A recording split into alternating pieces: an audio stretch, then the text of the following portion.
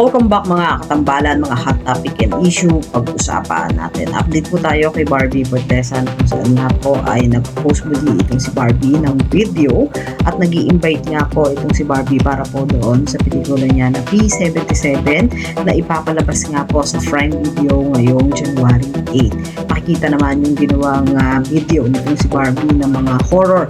Ang dati nga na isang Barbie Fortesa ngunit lutang na lutang pa rin ang kagandahan nito. Samantalang nag-share naman itong si Barbie ng ilang mga photo at ito nga po ay para doon sa Until She Remember at makakasama nga po ni Barbie Fortesa ang mga batikang artista tulad nga po ni Boots Anson Roa, Miss Charo Santos, Angel Aquino at Albert Martinez na nag-share nga itong si Barbie ng ilang mga photo at clips doon sa Until She Remember na ipapalabas nga po sa February 25 at talagang super blessed itong si Barbie dahil sa pagpasok pa lang ng taon ay may nakaabang na nga po kay Barbie Fortesa at ito nga po yung Until She Remember na pagpipidahan nila ni Miss Charo Santos. Samantalang isa pa nga po sa naging post nitong si Barbie ay ang books na kung saan ay hilig talaga ng isang Barbie Fortesa ang pagbabasa ng aklat at sa caption pa nga po